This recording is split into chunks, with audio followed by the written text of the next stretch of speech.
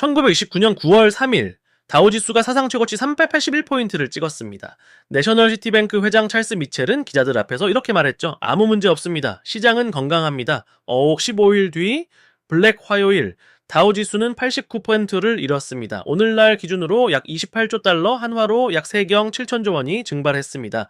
그런데 2026년 2월 이런 헤드라인이 나왔습니다.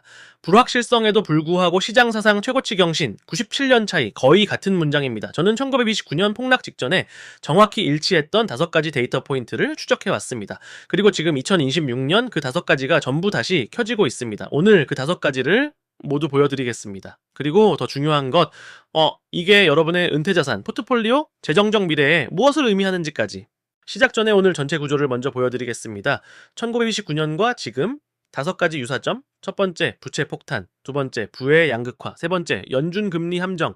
네 번째, 무역 전쟁. 5번째, 에너지 충격. 그리고 마지막에 결정적으로 다른 단 한 가지, 5가지 전부 보셔야 합니다. 세 번째 유사점은 지금 이 순간 여러분의 은행 계좌에서 이미 일어나고 있거든요. 유사점 첫 번째, 부채 폭탄입니다. 1920년대 미국인들은 마진론을 발견했습니다. 1달러만 있으면 10달러짜리 주식을 살 수 있었죠. 나머지는 브로커에게 빌리면 됐습니다. 공짜 돈처럼 느껴졌습니다. 그게 아닐 때까지는요. 1929년 마진 부채는 GDP의 거의 12%까지 폭발했습니다. 지금 2026년을 보십시오. 도구는 달라졌지만 구조는 똑같습니다. 성음의 후결제 부채가 2020년 이후 3자 40% 급증했습니다. 신용카드 연체율은 2012년 이후 최고치를 찍었습니다. 미국 가계 총부채는 18조 달러를 넘었습니다. 그리고 여러분에게 직접적으로 해당되는 부분, 지금 4건모 50대라면 여러분의 4분의 1개는 거의 확실히 1929년 마진 투자자들이 보유했던 것과 같은 과열된 주식에 노출되어 있습니다. 포장지만 다를 뿐 안에 든 폭발물은 같습니다. 유사점 두 번째, 부의 양극화. 이 숫자가 저를 멈추게 했습니다. 1928년 미국 상위 1%가 전체 국민소득의 23.9%를 가져갔습니다. 광란의 20년대 불평등의 정점이었고 경제학자들은 이것을 폭락 직전 핵심 구조적 취약점으로 나중에 규명했습니다. 2024년 상위 1%가 국민소득의 22.8%를 차지합니다. 거의 동일합니다. 지금 레딧에서 K자형 경제 스레드가 4,000개 이상의 추천을 받고 있는 이유가 있습니다. 사람들이 느끼고 있는 겁니다. 착각이 아닙니다. 데이터가 증명합니다. 부가 이렇게 극단적으로 집중되면 경제의 엔진인 소비가 취약해집니다. 1929년 시장이 무너졌을 때 평범한 노동자들에게는 완충제가 없었습니다. 지금 이 영상을 보고 계신 은퇴 준비 세대라면 예전에는 더 넓게 분산되었을 리스크가 지금은 여러분에게 집중되어 있습니다. 그게 진짜 이야기입니다. 유사점 세 번째. 그리고 이건 지금 여러분 은행 계좌에서 이미 일어나고 있는 겁니다. 연준금리 함정입니다. 대부분의 사람들이 모르는 사실이 있습니다. 1929년 연준은 폭락 직전까지 금리를 유지했습니다. 투기를 받습니다. 인플레이션 리스크를 받습니다. 그리고 버텼습니다. 익숙하게 들리시나요? 2026년 1월 연준은 이런 성명을 발표했습니다. 직접 인용합니다. 전시 불확실성은 신중한 동결 접근을 요구한다. 1928년 연준은 거의 동일한 언어를 사용했습니다. 팽배한 불확실성은 인내를 요구한다. 두 번 모두 금리 동결, 두 번 모두 시장은 빌린 시간 위에서 계속 올랐습니다. 이게 여러분 돈에 무엇을 의미하냐면 연준이 금리를 유지하는 매달 저축계좌는 실질 수익을 냅니다. 하지만 변동금리 부채, 변동금리 모기지, 홈에쿼티로는 계속 비쌉니다. 양쪽에서 쥐어짜이고 있는 겁니다. 그리고 연준이 마침내 움직일 때 역사는 그게 되게 너무 늦었을 때라고 말합니다. 유사점 네 번째, 무역전쟁입니다. 1930년 6월 17일 후버 대통령이 스무트홀리 관세법에 서명했습니다. 1078명의 경제학자가 거부권을 행사해달라는 서한에 서명했습니다. 대통령은 서명했습니다. 2년 만에 글로벌 무역이 66% 붕괴했습니다. 각국이 보복에 나섰습니다. 공급망이 산산조각 났습니다. 대공황은 나쁜 수준에서 재앙 수준으로 깊어졌습니다. 지금 2026년 경제학자들은 현재 관세 확대에 대해 똑같은 경고를 내놓고 있습니다. 세계무역기구는 올해만 글로벌 상품 무역이 3% 수축할 것으로 전망합니다. 여러분 삶의 직접적인 타격은 이겁니다. 관세는 숨겨진 세금입니다. 수입품에 붙는 모든 관세, 전자제품, 의료식품, 원자재는 계산대에서 여러분에게 전가됩니다.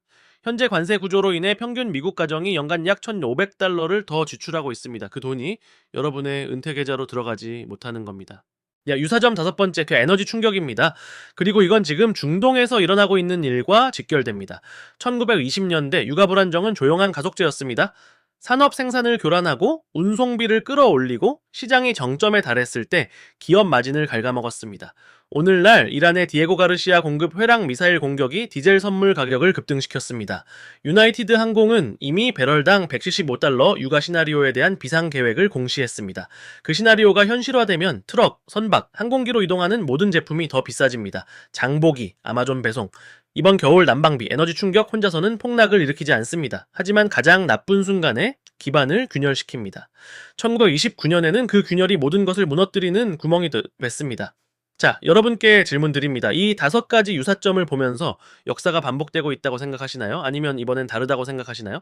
댓글에 repeat 또는 different를 남겨주세요. 그리고 5가지 중 어떤 게 가장 무섭게 느껴지는지도요. 5가지 모두 일치합니다. 1929년의 모든 경고 신호가 2026년에 존재합니다. 하지만 여기서 저는 순수 공포 채널들이 말해주지 않는 것을 말씀드려야 합니다. 1929년과 지금 사이에는 결정적으로 다른 한 가지가 있습니다. 그리고 이것이 여러분이 실제로 무엇을 해야 하는지에 엄청난 영향을 미칩니다. 1929년 은행이 무너졌을 때 여러분의 예금은 사라졌습니다. 예금자보호 제도가 없었습니다. 사회안전망도 없었습니다. 연준 긴급 대출 창구도 없었습니다. 평범한 사람들은 아무런 구제 수단 없이 전부 잃었습니다. 2026년 우리에게는 계좌당 25만 달러까지 보호하는 FDIC가 있습니다. 실업급여가 있습니다. 2008년과 2020년에 대규모 긴급 도구를 전개한 연준이 있습니다. 이것이 폭락이 올 수 없다는 뜻이 아닙니다. 바닥이 1929년보다 높다는 의미입니다. 문제는 여러분이 살아남느냐가 아니라 이제 빠르게 회복할 위치에 있느냐 아니면 수년간 구덩이에서 기어나오느냐입니다. 지금 정확히 무엇을 해야 하는지 알려주는 미니 스토리가 있습니다. 벤저민 그레이엄은 1929년에 35살이었습니다. 뛰어난 투자자였죠. 레버리지를 쓰고 공격적으로 강세장을 타고 있었습니다. 폭락이 그를 거의 날려버렸습니다. 하지만 그는 살아남았습니다. 그리고 이후 몇 년간 그를 가치 투자의 아버지로 만든 프레임워크를 구축했습니다.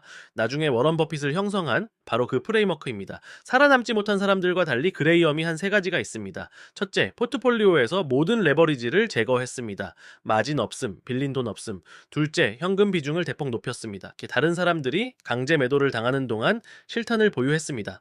셋째, 인기 있는 것을 사는 것을 멈추고 실제 이익 대비 저평가된 것을 사기 시작했습니다. 이 3가지 움직임은 그를 보호하는 데 그치지 않았습니다. 대공황의 잔해 속에서 그를 부유하게 만들었습니다. 97년 된 플레이북입니다. 지금도 작동합니다. 네, 그래서 여러분의 구체적인 시행 계획입니다. 네, 이번 주 당장 할 수 있는 3가지, 어떤 시나리오가 펼쳐지든 상관없이 하나, 레버리지를 점검하세요. 모든 계좌에 로그인해서 마진 노출, 홈에쿼티론 인출, 레버리지 ETF를 찾아보세요. 30% 시장 하락이 강제 매도를 유발할 수준이라면 과다 노출된 겁니다. 지금 고치세요. 균열이 생긴 후가 아니라. 둘, 현금 비율을 확인하세요. 1929년 생존자들을 연구한 금융 역사학자들은 일관된 패턴을 발견했습니다. 현금이나 단기 국채를 15와 20% 보유한 사람들은 강제 매도를 피할 유동성이 있었고 바닥에서 살 수 있는 능력이 있었습니다. 지금 여러분의 현금 비율은 얼마입니까? 셋, 에너지 인플레이션 시나리오를 예산에 적용해보세요. 유가가 175달러가 되면 월 지출이 얼마나 오르는지 추산해보세요. 그 타격이 오기 전에 완충제를 만들어두세요. 이건 공황 매도가 아닙니다. 대공황에서 부자가 된 사람들과 모든 것을 잃은 사람들을 갈랐던 바로 그 움직임입니다. 역사는 정확히 반복되지 않습니다. 하지만 행동하기에 충분할 만큼 크게 운율을 맞춥니다. 5가지 경고 신호. 결정적으로 다른 한 가지, 3가지 행동, 이게 전체 그림입니다. 네, 1929년에 준비 없이 걸어 들어간 사람들이 지능이 부족했던 게 아닙니다. 이미 주변에서 펼쳐지고 있는 것을 알아볼 역사적 맥락이 없었던 겁니다. 여러분은 이제 그 맥락을 갖고 있습니다. 네, 그래서 이 영상을 닫기 전에 한 가지 부탁드립니다. 이미 돈을 보호하기 위한 움직임을 시작하고 계신 분, 포트폴리오 조정, 레버리지 축소, 현금 확보, 댓글에 정확히 무엇을 하고 있는지 알려주세요. 한 분 한 분 다 읽겠습니다. 가장 흥미로운 전략은 후속 영상에 담겠습니다. 구독 안 하셨다면 지금 해주세요. 다음 영상에서는 1929년 폭락이 실제로 어떻게 시작됐는지 날짜별로 추적합니다. 그리고 그 타임라인에서 지금 우리가 정확히 어디에 있는지 보여드립니다. 이번 주 공개됩니다. 놓치지 마세요.